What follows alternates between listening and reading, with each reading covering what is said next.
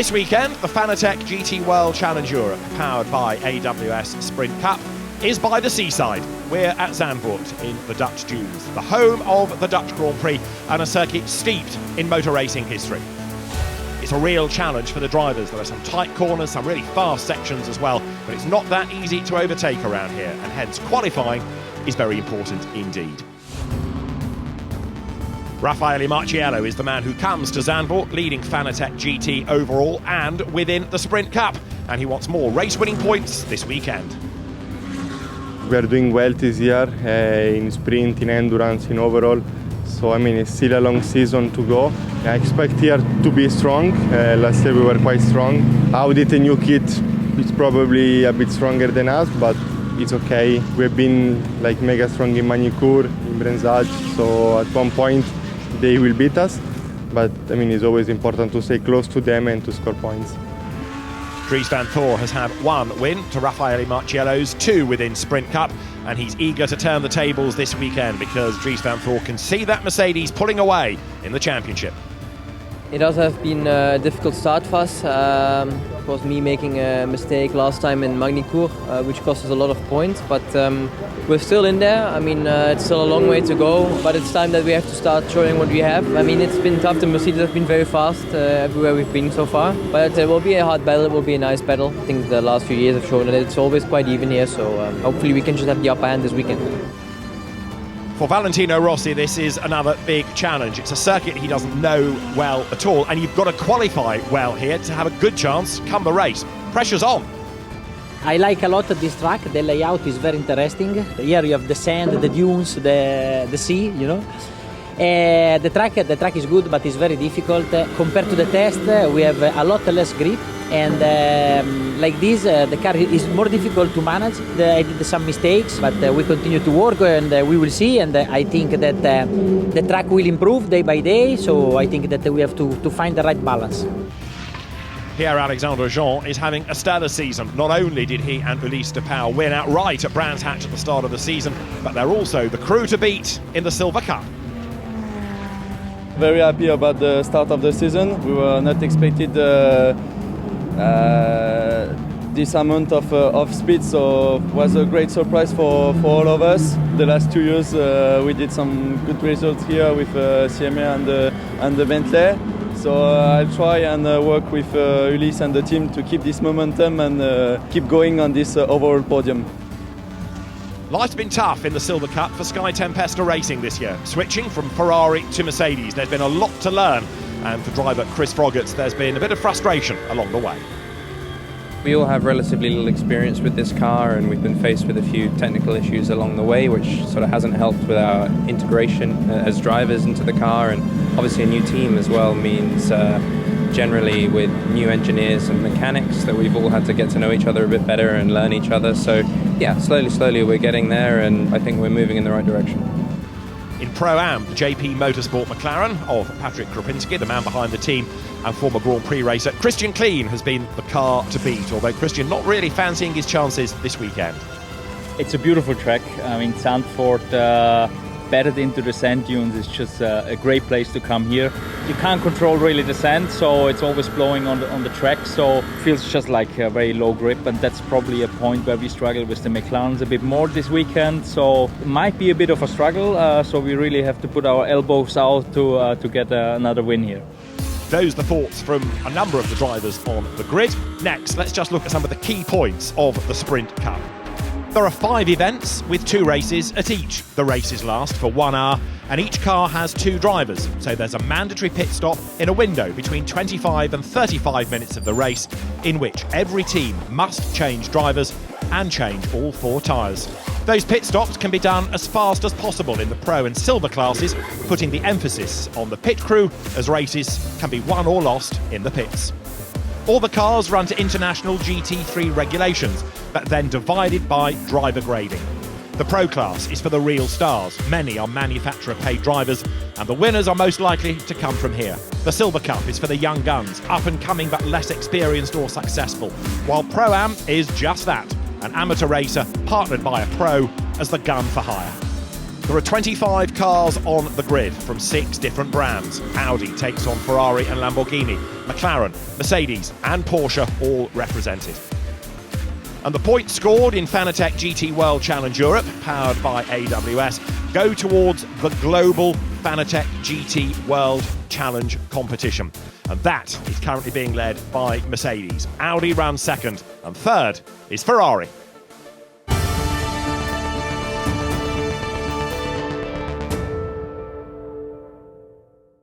So let the Battle of the Dunes commence. The grid is formed.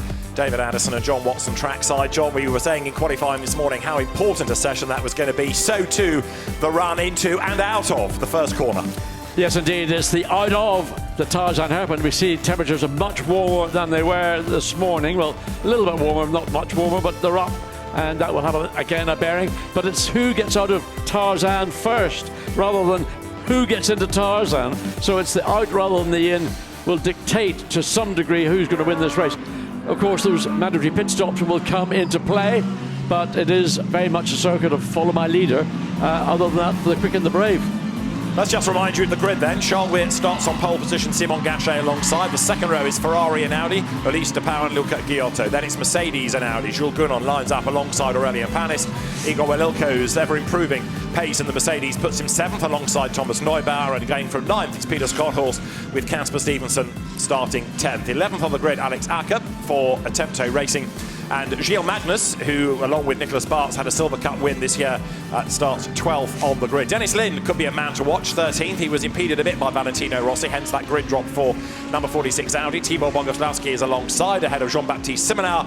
And 16th on the grid is Manuel Maldonado, former single-seater racer. 17th, Giorgio Roda, who had an off this morning, and then heading Pro-Am on the grid, Miguel Ramos alongside. Chris Froggatt in the Silver Cup Sky Tempesta Mercedes looking to make progress. Stefano Costatini alongside him.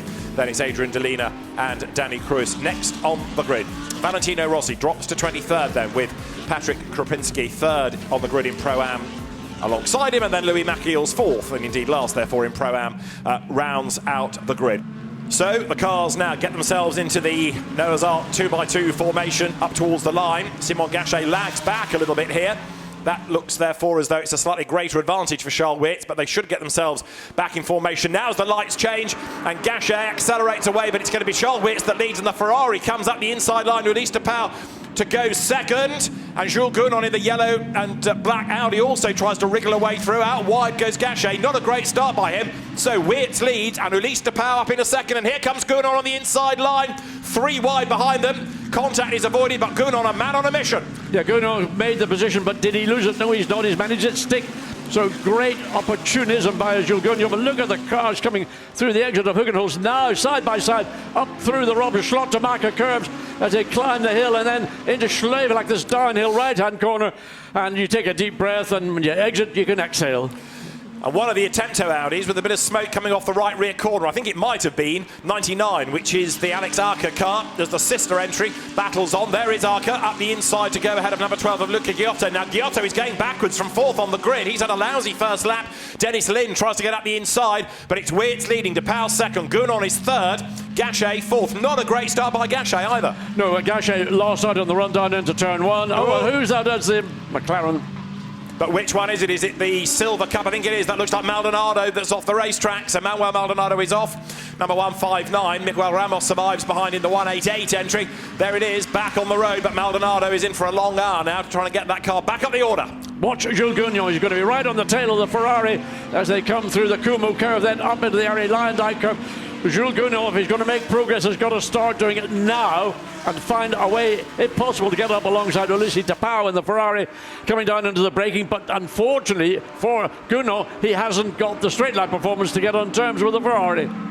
But he keeps Gachet at bay. 5th over the line, Panis. 6th was Schothorst. 7th, Wanilko. 8th, Alex Acker. 9th, Luca Ghiotto. 10th, Dennis Lin. But Ghiotto, 4th on the grid. 9th at the end of the lap. It all unravelled for him. Now, Patrick Krupinski, who leads Pro-Am, has had a really good first few laps because he started 24th on the grid, and that car is now running in 17th overall. So not only is he doing a great job in class, now putting himself into the lead of it, gaining places within the class as well, but he's absolutely vaulted up the order overall, and that car's going to be taken over by Chris Christian clean, it will get even quicker in the second stint. So really impressive job being done. There are the race leaders then. You see that change for fourth place, the blue Audi it is now. Panis ahead of Gachet, but Gounon this time perhaps has dropped back ever so slightly from De Pauw. Chris Froggatt's been another man on a mission, and in replay, let's catch up with the Mercedes trying to gain ground into the Hugenholtz bocht. Goes to the outside of Ramos and keeps on going and comes up ahead. That was a very brave move. This is how Valentino Rossi saw it, John. Yeah, he's sitting back thinking, I wonder if I could maybe do the same thing. But even Froggatt at the back of the Mercedes stepped out. But he was committed. He was going to go around the outside, whatever. Did Rossi gain that? I think he did. Yeah, very, very bold move. That really brave stuff by Chris Froggatt. Up the outside on the banking, and it worked for him, and Rossi gains a place as well. And there is a troubled McLaren. That is Miguel Ramos for Garage 59, and he's in the pits. Yes, and I think that's probably going to be the end of the race. Of smoke or steam or whatever coming from around the rear, whether that's gearbox or hydraulics, hard to tell looking, second guessing from the commentary booth. Now Bogoslawski there on the inside, look, trying to get in the traffic, and he gets into the side of the Audi and he turns around Jean-Baptiste Simonard. That puts Simonard in the gravel. That was a bit clumsy.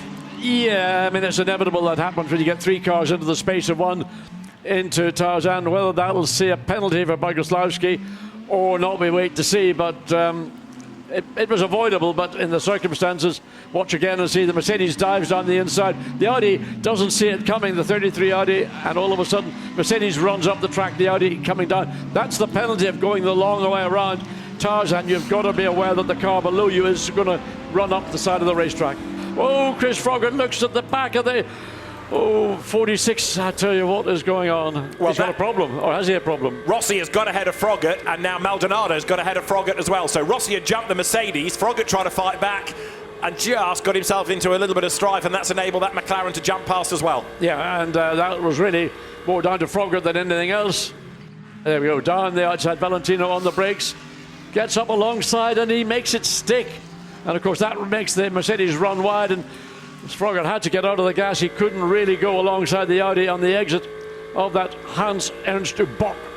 So down the hill, this is the Sky Tempesta. Where is they? There it is, the 46. Go away! He's not going to go away. He's taking that position away. Fred Verviche, come on, Fred, the co-driver of Valentino Rossi. Come on, that's a bit of a... Yeah, we want more Valentino. We force a smile out of him, and we understand from Gemma in the pits that the Miguel Ramos McLaren was a gearbox issue that brought that in. It's good to see Valentino Rossi making this progress, and another position beckons because he's got the good speed here to get right onto the tail of that Porsche. But now look at Maldonado in the McLaren looking very, very competitive as well. Watch up through the Rob Schlottermacher curve. That's where I think the McLaren might have gained a little bit of speed, but it's all been negated as they get up to the top of the hill and they drop down in through Schlevlach. When Valentino Rossi, I think now in this race is showing more of what I would imagine the spirit of the racing driver motorcycle. Oh, no, I've spoken too soon. Round he goes. Thankfully it's run off tarmac, not gravel there. So Valentino Rossi is able to rejoin. John, you've torn it now. But he was having a go, that's the main thing. He was racing.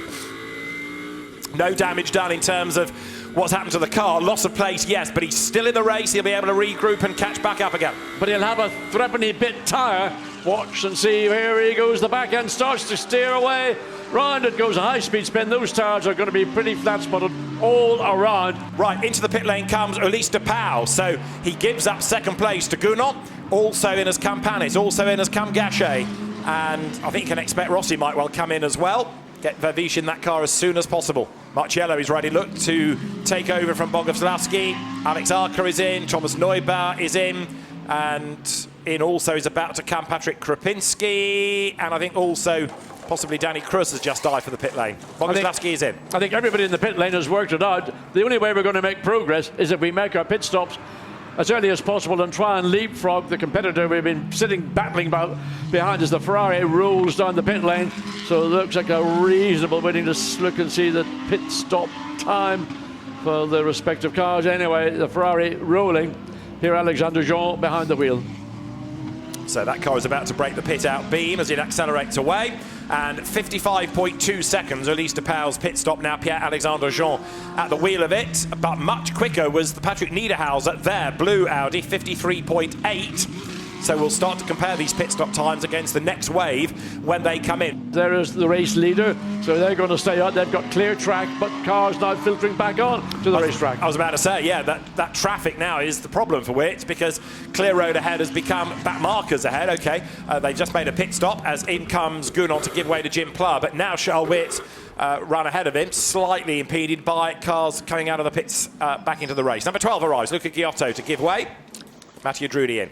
So there we see the 88 rolling down, so Jim Pla behind the wheel. And where is the Ferrari? Well, that's the Ferrari coming down. So that is an overtake, an easy overtake. So third has become second. Jim Pla in second place, in effect, once all the pit stops are washed through. Well, remember I said it was 55 seconds for the Ferrari, 52 seconds for the Mercedes, so it was a slow pit stop from AF Corsa, and it's cost them second place. They still lead the Silver Cup, but now Jim Pla up into second spot.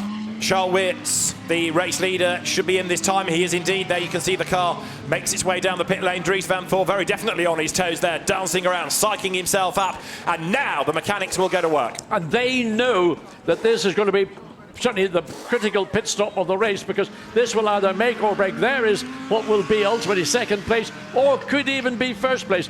So through that Hans Erzbach, so the tyres going on, it's going to be, I think, to the advantage of WRT. There the car off the jacks, by a comfortable margin in my opinion, because the Mercedes is yet to come on to start finish straight. It's just about doing it now on board with Jim Pla.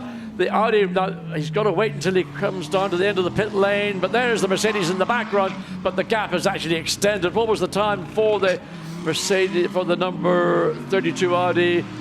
52-2, fractionally to there, so you can see visually. But was Ferrari in second place? Now it's the Mercedes in second place. And drama there for the McLaren. Big drama at the front of the car, lots of smoke now. Is that a failure or is that contact? I can't believe it was contact, because he was at the head of the group, so some sort of failure potentially. Well, certainly at the right front, loads of tire smoke, whether it's body rub or whether it's a mechanical failure, that's led to that, but very sudden, and the car pulled over to the right-hand side of the track, and no doubt, there we are. Well, it's the right front. We can't determine what the cause is, but certainly limping back at best. Well, real shame for Vincent Abril, only recently into the car then after the pit stops, and that tumbles down the order. Look at Raffaele Marcello, man who is absolutely a magician behind the wheel in a Mercedes-Benz. Well, he's found a way around one of the two Audis, but now can he make it past the second of those two? You got Nicholas Beard has been demoted, so Drudi and Marcello found their way through. We didn't catch that on camera. Maybe we will see it on a replay. This is the Marciello move, John. Let's have a look at it. Oh, the Audi did make a small error. Sideways, door opens, through on the inside. Yeah, and that's what old Marciello could hope for, is just you force an error from a car you're pursuing, and that happened. And that was a good move in Master Bock. Well, that was a master class in how to force an error out of a competitor you're looking to find a way around. Right, Dries Van Voor to Jim Pla, 2.1 seconds. Last time, Pla fractionally quicker. I mean, it's ebbing and flowing. Dries Van Voor has got that, I would say, a comfortable 2-second advantage. There you see the gap. It is visually, well, I would say, but is that 2 seconds? Maybe it's actually come down a fraction. Full course yellow is being called for. Full course yellow now. I think it will become a safety car procedure to move the McLaren, because that's still being covered by a yellow flag. If you can get that McLaren move, then of course it's green flag conditions. So safety car on track, as you see, ready for safety car procedure to be called for by Alain Adon, the race director. And that's the race leader, Dries Van Voor, who, when we go safety car, will be caught by Jim Pla. Right, we're almost ready. Dries Van Voor slows right down, stacks up the field, and he wants to try and outfox. Now Jim Pla will make a good restart coming through the Hans Ernst Bocht. Dries Van Voor can do what he likes. He's in control of this restart. He's going to go through the Como. Right, he's gone. Off he goes. So the Audi has taken the advantage, well, fractional, because Jim Pla was on his toes at the same time. That was a good restart by Pla. Of course, you have to sort of wait to see whether the car ahead of you is committing to accelerate, and Jim Pla read that absolutely right. So they are close. He pulls out to have a tentative look, and there, look, going defensive is Pierre-Alexandre Jean, because Patrick Niederhauser is right there behind him, diving into the first corner. 0.3 of a second was the leading gap. And that was a good start. Everybody got through Tarzan without any contact. A little bit of racing further down the field, but the gap, third, fourth and fifth, really, Jean, Niederhauser, Christopher Hasse, that's where most of the action is going to be, as race leader and second place beginning to marginally stretch away from the rest of the field. And there, a big dive up on the inside.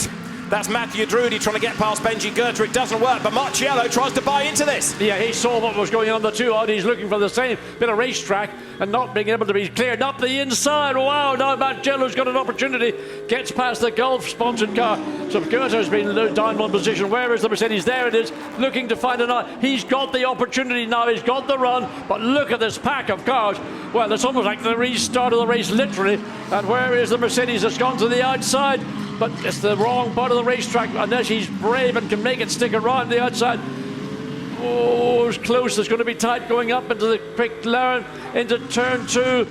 And Marciello has been actually outmaneuvered by those ahead of him. A chance to come back as they go into the Hugenholz Hairpin. Up on the outside now of the Mercedes, and Marciello trying to find a way. Thomas Drouet is the car he's trying to find past. Drouet's got ahead of the Audi. Marciello behind. And there is the Mercedes right on the tail of the Audi, closing on that, gets that defence from Audi. Drouet knows he's got to make it hard for Marciello. He's going to swing out to the left as he comes down into Tarzan, and will I go a long way around the outside? The Audi might get boxed in by Thomas Drouet directly ahead, and Marciello, wow! And look at this, you've got there Umbrescu battling with Benji Goethe. That's for second in silver. Goethe to the inside line, goes through, and also trying to make a move there. Look, it's Christopher Mies. He's got past the Mercedes. He's about to make a move against the other Audi as well. Side by side, Mies in the blue and white Audi goes through. 2 places in 2 corners. Outstanding. I tell you what, you cannot buy experience. That's what Christopher Mies has got. He saw what was happening. He knows what he needs to do, and he just executed it perfectly. Here you go again. Look at the outside line. Goethe makes his move on the inside, and Mies just slingshots across the road. Yep, and he then was on the right part of the racetrack, climbing up the hill, up through Rob Schlutermacher into Schlevek, and then found the position. Wow, Christopher Mies, you haven't lost it yet. Look at this battle going on right now for 3rd, 4th, 5th place. Niederhauser, contact almost with the Silver Cup from a pro driver. And in 5th place, Christopher Haase. Well, can he pick up any tears before this race is finished? Well, you've got Christopher Haase 5th, Niederhauser 4th, 3rd, Pierre-Alexandre Jean, who to a degree needs to pick his battles here because it's silver versus 2 Pro Cup cars. The Ferrari stays ahead, but look at Christopher Haase. Curb, grass, dirt and all, and he's gone through, has he? Yes, he has. Christopher Haase goes through. You can't buy experience, can you? I think I might have said that somewhere in the broadcast. You can't. So, the 2 Christophers showing these upstarts what they're all about. Mies gains ground, a lap later Haase gains ground, and there, look, Patrick Niederhauser now being caught by Dennis Marshall. But Christopher Haase has not given up yet. So that car that was second on the grid might gain another position before the very end, because Haase now is all over the back of Pierre-Alexandre Jean in the Ferrari. Marciello in strife. Look, he's gone wide. He's got a problem. I think he's got a problem. Punctured tyre. There is a replacement tyre. It's a used tyre, but it's a replacement. Remember a couple of laps ago, he went very, very wide. Yeah. That may be the consequence. Front right's gone down. So Marciello limps to the pit lane. He will be furious because this is big points lost to the championship rivals. In he comes. Now, I don't know whether there was contact that forced the Mercedes wide or whether that was just something Marciello himself, but whatever it is, that's curtains to any points in this, the first of these 2 one-hour sprint events here at Zandvoort. And I mean, he was on the cusp of maybe getting that one single point for 10th place. Now, is this what caused it? Let's see. Was this contact with Drudy? Let's have a look.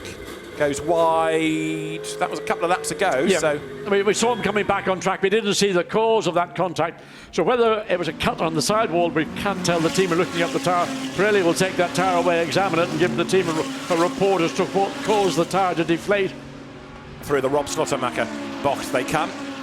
And the team, the ACA, or now Acodis ASP team, saying it was contact with Marciello and Drudy that caused the puncture. We'd seen him in replay going off the road from that onboard. But it was a brush between the 2 of them, according to the team. Now, back into the race went Marciello, but he's 23rd.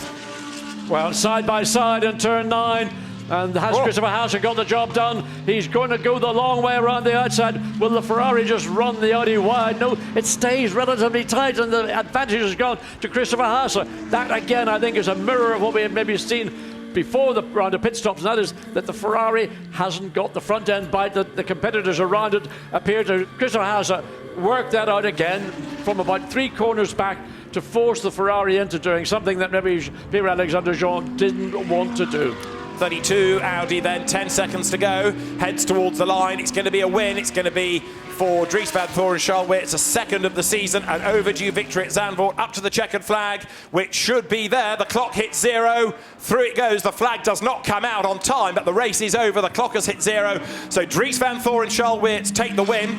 Second across the line, Jim Pla and Jules Gounon. And it's a very, very happy Charles Weerts then, who can celebrate honours. They're going to get another lap, I suspect, because none of the drivers would have seen a flag. So some are going to keep on racing, but the race is over. We've hit the allotted time. So let's give you the provisional result then. Dries van Voor and Charles Weerts, the winners by 2.8 seconds from Jim Pla and Jules Gounon. Simon Gachet and Christopher Hauser are covering for third ahead of Ulysse de Pauw and Pierre-Alexandre Jean, who win in the Silver Cup. Aurélien Panis and Patrick Niederhauser, fifth from Peter Schrothorst and Dennis Marshall. Seventh, Alex Alka and Nicholas Schurl from Casper Stevenson and Thomas Drouet. They were the second and third place crews in silver. Ninth overall, Luca Giotto and Mathieu Drudy. That car losing ground at the start, and Jean-Baptiste Simonard and Christopher Mies taking 10th, with Valentino Rossi 15th, sharing as ever with Fred Verviche. Let's hear from Dries van Voor and Charles Weerts, race winners. Dries, Charles, congratulations. Let's come to you first. Charles, a textbook first stint for you. Yeah, I mean, it was great. Took well out of the line. Car was really good. We know that everybody suffers a lot from degradation, so the first lap I was just making sure to not overpush, and then the car was just great, and it looked like we suffer a bit less than the Ferrari, so it helped us to breathe a bit, and then I think they were also fighting, so for sure it helped me, and then Dries just did an amazing job, taking the car back home without any mistakes, just like usual. So great job by everybody in the team, and great deal for sure for the championship too. And like usual, a fantastic pit stop by the team, and then that safety car restart, so well controlled, Dries. Yeah, I mean, first of all, I mean, the win is credit to Charles today. He did a great job in qualifying and then a great first stint. So, I mean, hats off to him. The car was amazing. I mean, the boys really did a great job overnight. We had already some issues yesterday with our long runs that we were just having overheating the rears. But we really solved the issue now, and the car was nice to drive. And the boys again did an amazing pit stop. So, for me, it looked like an easy drive home, but it wasn't. But it sounds like it. It looked like you pushed hard. Well done to both of you. Fantastic.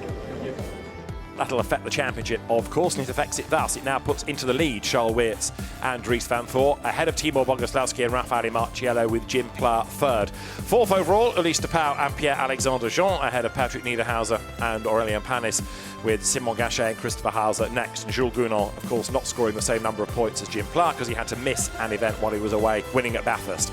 But as the champagne sprays, hats off to Dries van Voor and Charles Weerts, taking over the Sprint Cup lead.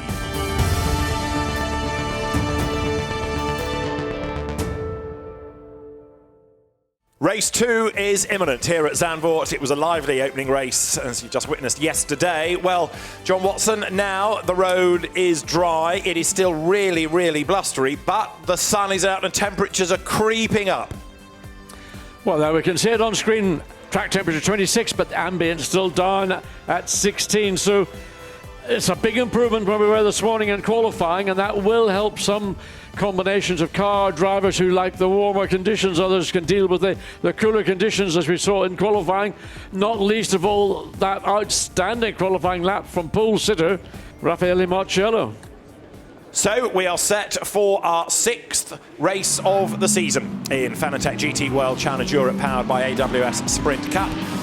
Let's just have another look at how that grid is going to form up then.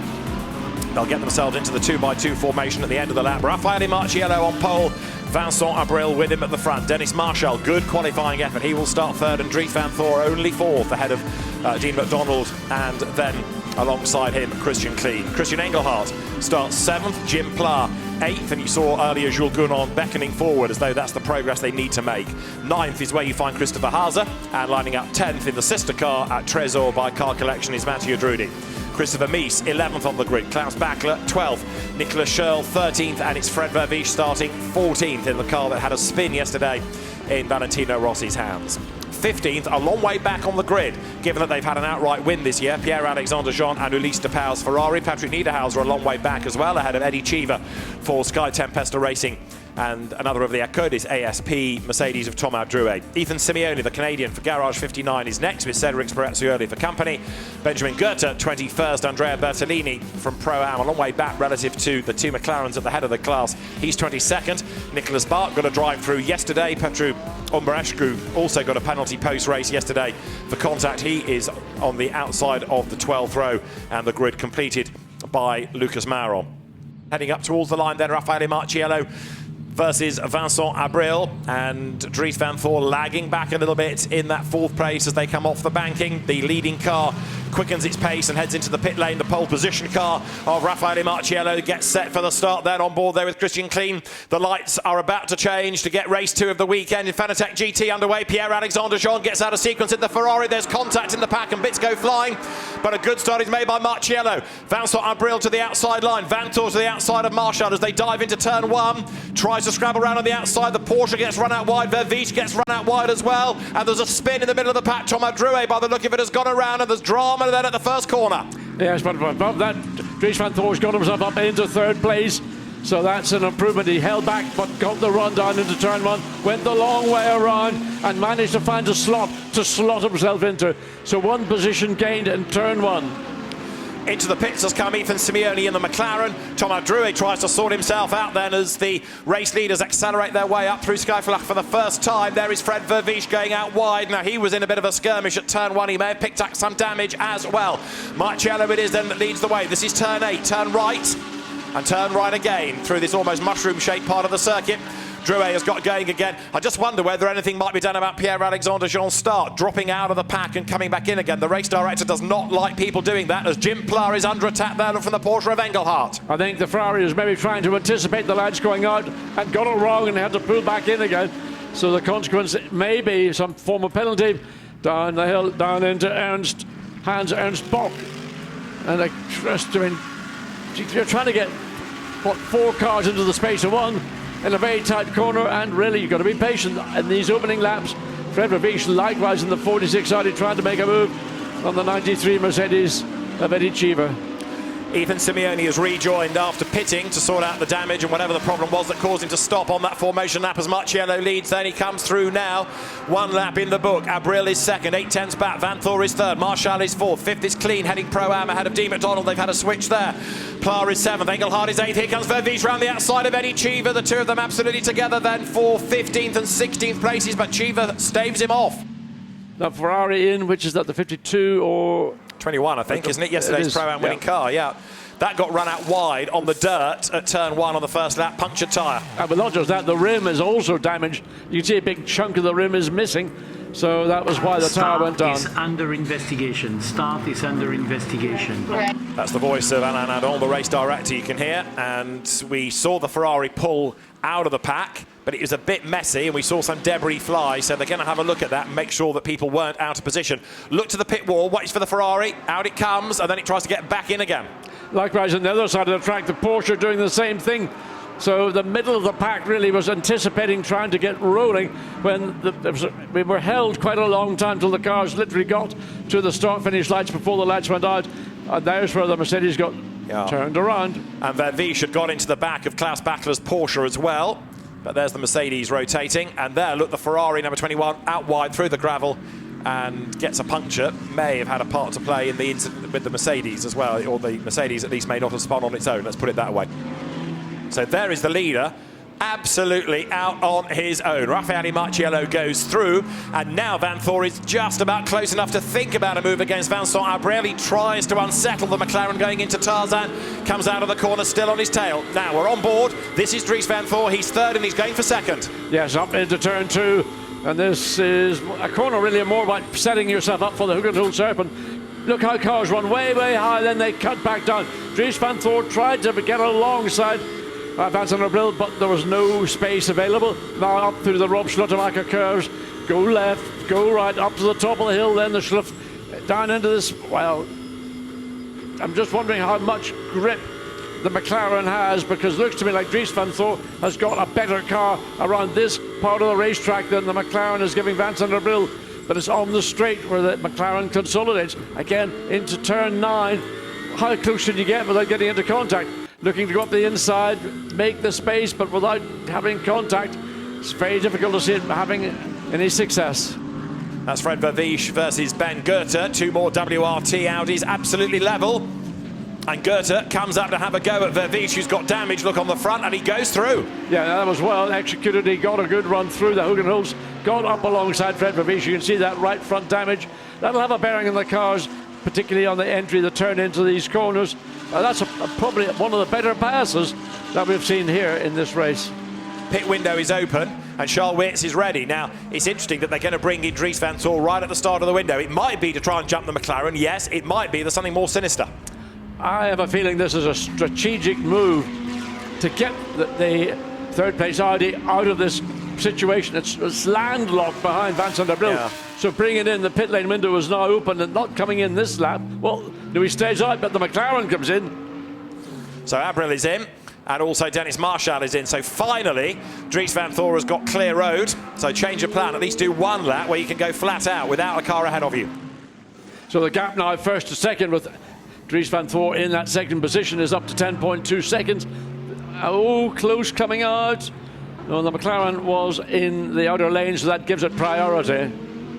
So down the pit road comes then the McLaren, and there, look, number 66, which is now being driven by Peter Schotthorst, has got ahead of both of them, and by some margin. So it's a slow stop by the McLaren, isn't it? It is. You do all those hard miles to get yourself into that position to consolidate your second position, then it gets all lost. That pit stop for the McLaren was over a minute, so they lost the best part of 9 seconds against the Schotthorst Audi. As away now goes Charles Weerts. And we'll see how that's going to help now to bring down the gap net to the Mercedes, and indeed where that's going to put him not necessarily against the McLaren now, but the number 66 Audi that's going to become the real threat. So the pit lane exit is just around the inside. The line will be crossed now, so 50.4. That's a pretty impressive pit stop for WRT. 50.4 by far and away, well, by certainly a second, the best pit stop we've seen to date. That's 10 seconds quicker than the number 112 McLaren, so no surprise they're going to be ahead of that. They've also stayed ahead of the Attempto Audi, so now Charles Weerts has got one job, and that's to try and catch number 89. So that is Raffaele Marciello in at the end of lap 21. So he's done 4 laps longer than the number 32 Audi. And off the road has gone one of the McLarens. Is that Clean? Christian Clean's car, I fear, off the racetrack. And has he got a punctured tyre because it's limping around? It is staying on the dirt. You can see all the grass at the front of it. Christian Clean not rejoining the tarmac, and that is the Pro-Am leader in big, big trouble. Yeah, I mean, something happened. Was there contact? Not there. Was the contact down in the Hugenholz hairpin? Because 3 cars wide as they come, they all compress over, so the Audi got into the right rear. Now that's how they cut the tyre down, or it's damaged the suspension. But whatever it is, it was pretty dramatic. All of a sudden, you'll see the McLaren as it comes over the top of the thing. It just veers off to the right, off the racetrack. I think there's a rear toe leak, or a mechanical part of the car has failed, and that's why he's had to. If that car was drivable, he would have brought it back to the pits. I said it was Christian Clean. It had just been taken over by Patrick Kroprinski, and I think that was on his outlap. So straight into the car and straight into a drama. So poor old Patrick Kroprinski is out of the race. So the race leader goes over the line. 23 laps are done, and the margin now 4.8 seconds as they go through.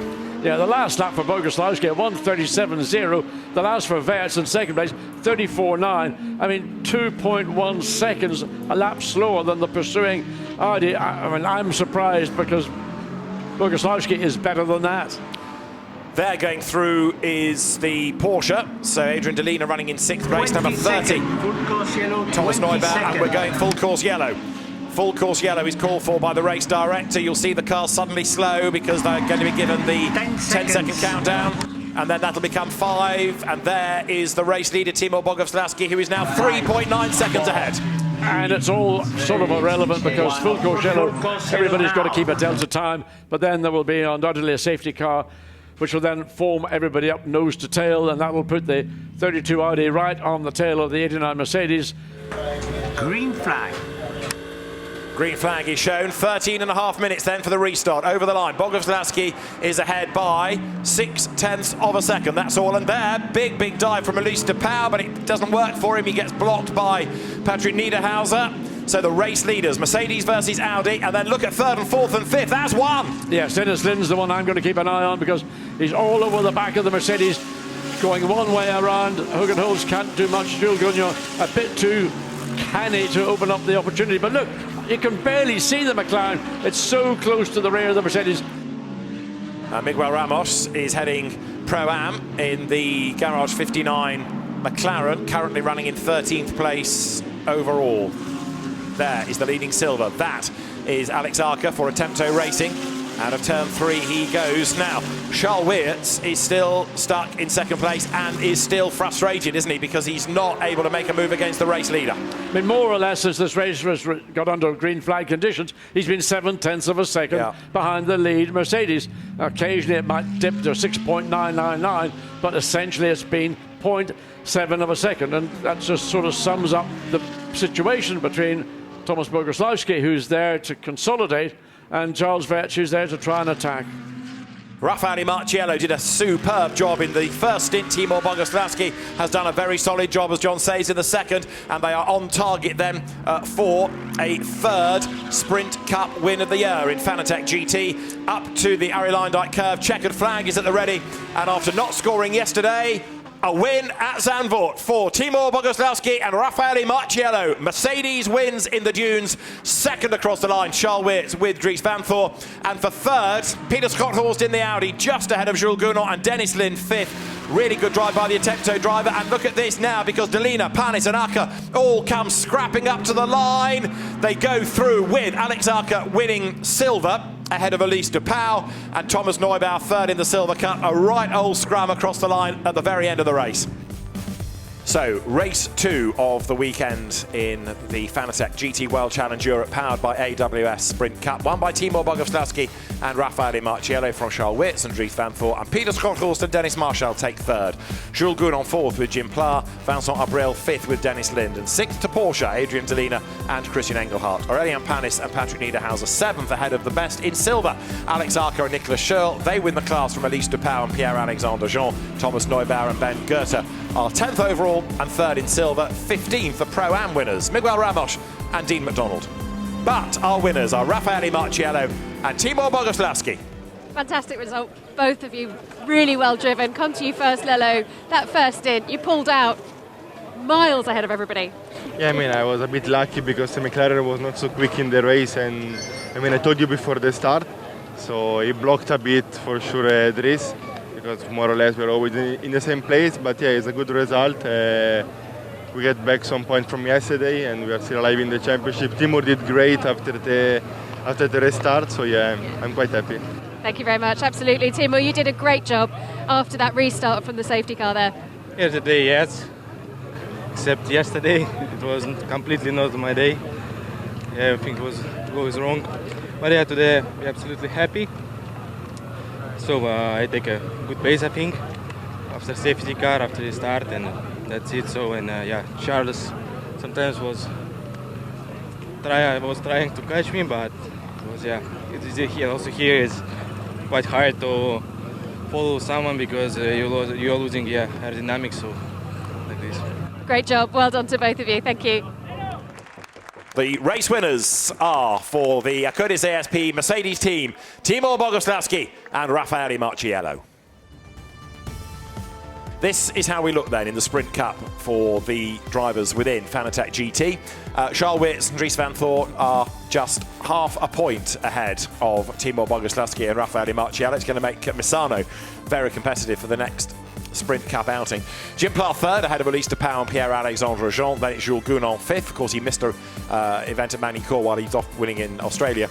Patrick Niederhauser and Aurélien Panis round out the top 6. We've had a lively weekend at Zandvoort from all of us here. Thanks for your company. Bye-bye.